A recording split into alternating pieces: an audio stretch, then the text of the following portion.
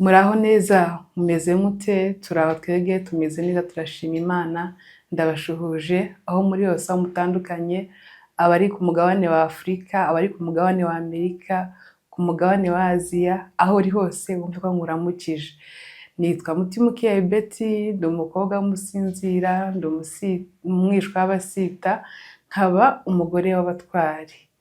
Ndi umumama w'abana batatu, cyongeyeho ndi umukristo.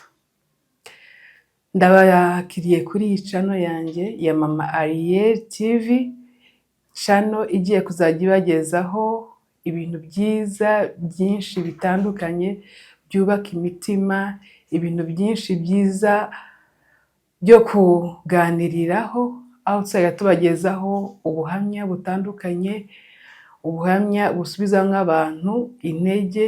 Nihereyeho njyewe mfite ubuhamya bwinshi cyane tuzajya tubagezaho. Rero ndabakiriye abantu bose bumva uru rurimi mvuga, Abanyarwanda, Abarundi, Abanyamurenge by'umwihariko abo mu bwoko bwanjye. Ndabakiriye mwese, muhawe ikaze. Iyi channel yaje ariyo kuzajya ibagezaho ubuhamya nk'uko nababwiye, tuzajya tubagezaho ubuhamya butandukanye, turi mu bihe bitandukanye, ibihe cyane by'ubwoko bwacu twagezweho n'intambara, intambara zitumazeho imyaka myinshi. Ngiye nihereyeho nzabahe ubuhamya nabuze umubyeyi mu ntambara yo muri Congo yabaye 98, nibwo nabuze umubyeyi wanjye umwe.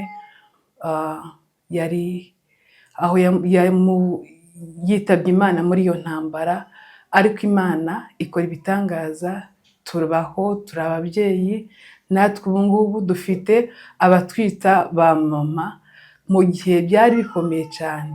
Rero muri iyo mpamvu nabonye ko ngomba gufungura channel yo kuzaganiriza abana. Murabizi ko intambara buri munsi iwacu abantu barapfa, bagasiga abana batoya cyane, bakisanga nta babyeyi.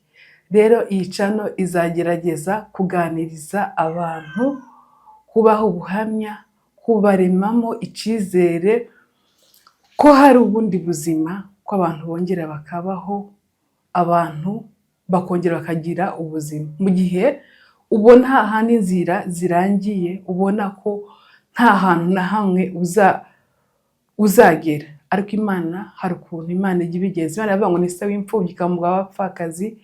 Njye narabibonye, nabonye ukuboko kwayo, nabonye aho Imana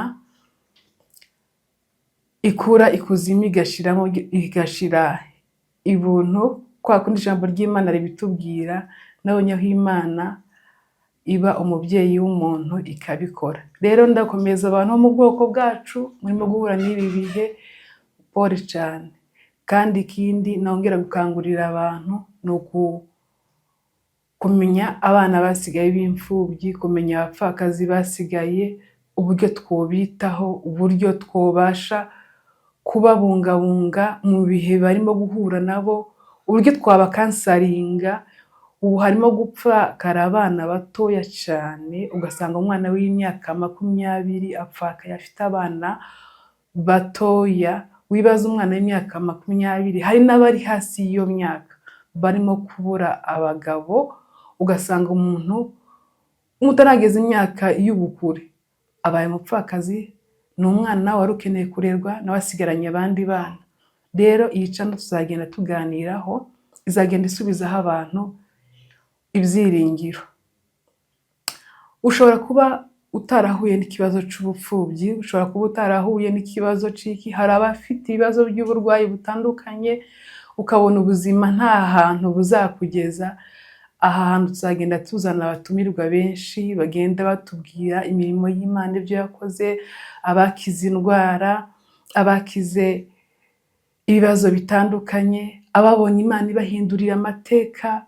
Hari abantu bari mu buzima bukomeye cyane, Imana ikagenda ibagirira neza. Rero hano hantu tuzahaganirira ibyo bintu. Ndabasaba kunkorera subscribe, kunkorera share, gutanga comment, kudukurikirana mu byo tuzakora byose, kugira ngo tuzakomeze kubana mu byo tuzagenda tubategurira. murakoze. Imana yo mu ijuru ibahe umugisha.